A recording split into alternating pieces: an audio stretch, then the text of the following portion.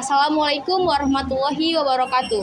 Kami dari kelompok 2 ingin meneliti tentang sila kedua, yaitu kemanusiaan yang adil dan beradab. Tempatnya yaitu di Istana Maimun. Perkenalkan, nama saya Madanil Faza. Dan saya Febrian Persada Sitepu. Perkenalkan, nama saya Alia Diapsari. Saya Gabriel Esarvania. Saya Laura Tagaol. Selamat siang Pak, kami dari mahasiswa Politeknik Negeri Medan. Kali ini kami akan melakukan penelitian mengenai sila kedua Pancasila, yaitu kemanusiaan yang adil dan beradab, yang kebetulan berhubungan dengan sejarah dan kebudayaan. Nah, objek kami kali ini itu adalah Istana Maimun ini. Oke, jadi di sebelah saya sudah ada Pak Tire. Jadi saya akan memberikan pertanyaan, nanti Bapak bisa memberikan sedikit informasi mengenai Istana Maimun ini. Oke, pertanyaan yang pertama itu, apakah Bapak boleh menceritakan sejarah singkat mengenai Istana Maimun ini? Nah, jadi sejarah singkatnya itu Istana Maimun ini itu dibangun pada tanggal 26 Agustus tahun 1888 dan selesai dibangun itu pada tanggal 18 Mei tahun 1891, dan yang ngebangun Istana Maimun ini itu adalah Sultan Delhi yang ke-9 yang bernama Sultan Ma'mun Al-Rashid Perkasa Alam.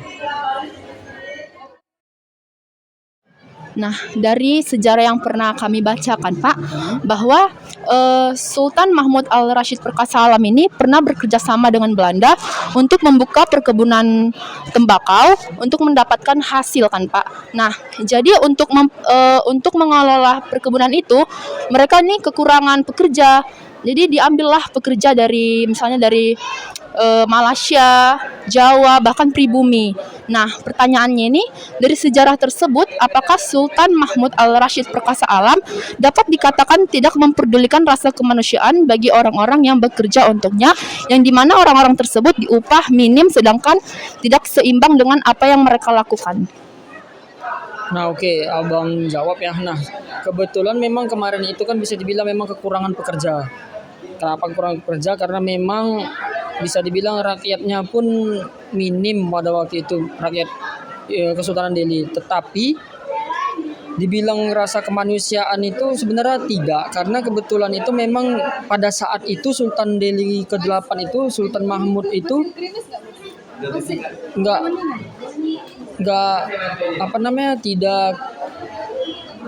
tidak tahu lagi mau bikin apa, makanya dibuatnya pekerjaan itu dari rakyatnya sendiri. Kalau dibilang tidak berperi kemanusiaan, sebenarnya tidak ya, dia sebenarnya memikirkan juga keuntungan dari pun si pekerjanya. Nah, bisa dibilang juga waktu itu pun dia juga mementingkan daripada rakyatnya itu. Karena dari pendapatan hasil tembakau Delhi itu juga diberikan kepada rakyatnya. Nah, soal yang dibilang bergaji minim itu tidak. Jadi pada saat itu pekerja yang bekerja di perkebunan tembakau Delhi itu betul-betul dibiayain oleh Kesultanan Delhi ataupun Sultan ke-8 itu. Jadi seperti yang kalian baca itu sebenarnya tidak benar. Yang benar itu Sultan Delhi ke-8 itu benar-benar memikirkan rakyat itu gimana. Dan dia tuh tidak mau yang namanya rakyat itu sakit. Jadi dia betul-betul memikirkan. Seperti itu. Apakah Sultan Mahmud Al-Rashid Perkasa Alam hanya mementingkan keinginan pribadi di atas kepentingan bersama atau memikirkan nasib orang-orang yang bekerja untuknya untuk mendapatkan keuntungan bersama Belanda? Nah sebenarnya kok bisa dibilang Sultan Delhi ke-8 itu atau Sultan Mahmud itu benar-benar memikirkan ke soal rakyatnya. Jadi pada saat itu perjanjian itu terjadi dan para pekerja juga bekerja, dan itu Sultan Delhi ke-8 itu benar-benar memikirkan rakyatnya. Nggak bisa dibilang dia nggak lepas tangan gitulah. Dia benar-benar memikirkan bagaimana kedepannya pekerjanya. Kalau ada pekerja yang sakit itu benar-benar dirawatnya. Jadi dari pendapatannya itu juga, pendapatan dari tembakau Delhi itu juga diberikan kepada keluarga si yang bekerja ini. Tetap ditanggung semua oleh Sultanan Delhi ataupun Sultan Mahmud Al-Rashid tersebut. Nah, dari sejarah dikatakan bahwa pada masa kolonialisme, rasisme dikatakan adalah lazim, di mana kita ketahui bahwa sila kedua berbicara tentang adab semisal menghormati dan ada rasa peduli terhadap orang tanpa membedakan. Dan pertanyaannya, apakah Sultan Mahmud Al-Rashid Perkasa Alam ada melakukan pembelaan terhadap perlakuan yang dilakukan oleh negara Eropa terhadap kuli-kuli perkebunan tersebut? Nah, oke Bang jawab ya. Jadi soal itu ada. Jadi Sultan Mahmud itu pada waktu itu tuh membela pekerjanya. Jadi tidak semua itu dilepas tangankan oleh si Sultan Mahmud, karena pada saat itu juga pekerja itu juga banyak yang bisa dibilang sakit-sakitan. Jadi pada saat itu juga Sultan Delhi ke-8 itu benar-benar memikirkan keadaan gimana pekerja, apakah layak untuk bekerja atau tidak. Karena kalau tidak layak ya pasti diganti dengan yang layak. Jadi bisa dibilang kalaupun ada yang menindas dari orang Eropa itu langsung ditegur oleh Sultan Delhi ke-8.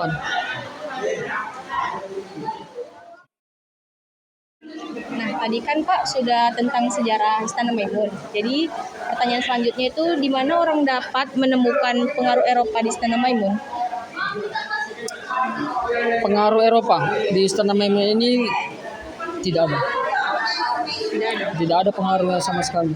Jadi kalau orang mau mencari tentang pengaruhnya orang Eropa di Istana Maimun ini, ya nggak ada. Paling pun pengaruhnya itu kecil sih. Kayak bangunan itu ada campur tangannya.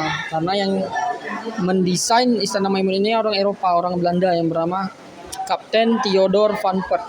Paling cuma itu aja sih. Selain bangunannya ada nggak kayak peninggalannya Eropa gitu? Nggak ada. Karena kok peninggalan Eropa itu nggak dikasih oleh Sultan yang tinggal di sini. Memang harus kalau ada pun ditinggal dibawa. Jadi isi Istana Maimun ini budaya Melayu doang. Pure budaya Melayu. Bagaimana cara menjaga artefak-artefak yang ada di museum ini? Apakah ada perbaikan? Jika ada, di bagian mana saja? Bolehkah kami mengetahuinya atau bahkan menunjukkannya? Nah, kalau untuk peninggalan barang di sini ya, ataupun artefak di sini itu dibersihkannya itu ya seperti biasa ya. Memang ini dibuka kacanya, lalu dibersihkan pakai seperti bulu ayam atau apa gitu. Nah, itu tetap kita jaga karena seperti kayak gantungan lampu yang ada di Istana Maimun itu kan juga perlu dibersihin karena bisa dibilang dia sudah termakan zaman, dan itu pun bersihinnya memang benar-benar harus hati-hati karena kalau tidak itu bisa lapuk ataupun rusak, dan itu tetap dijaga. Boleh kami tahu berapa orang yang menjaga Istana Maimun? Untuk yang menjaga Istana Maimun ataupun untuk yang membersihkan itu ada 4 orang, dan masing-masing itu ada tugasnya. Ada yang membersihkan lantai, ada yang membersihkan pernak-pernik seperti gantungan lampu, ada juga yang membersihkan artefak, ada juga yang membersihkan dinding-dinding dari Istana Maimun ini. Oke Pak, terakhir bolehkah Bapak jelaskan sedikit silsilah keluarga Kesultanan Delhi ini? Kalau silsilah keluarganya ini ya tetap sekarang itu masih ada. Silsilah itu ya dia turun temurun dari anak ke anak. Misalnya Sultan Delhi ke-9 mempunyai anak laki-laki. Yang pertama itu tahtanya itu dialihkan ke anak laki-lakinya. Tetapi kalau si sultan ini nanti tidak mempunyai anak laki-laki, hanya mempunyai anak perempuan, nah tahtanya ini dialihkan ke adiknya yang laki-laki. Jadi tetap harus laki-laki yang memimpin kerajaan Istana Maimun ini ataupun kerajaan Delhi. Oke Pak, terima kasih atas sudah menjawab pertanyaan kami. Sama. Terima kasih.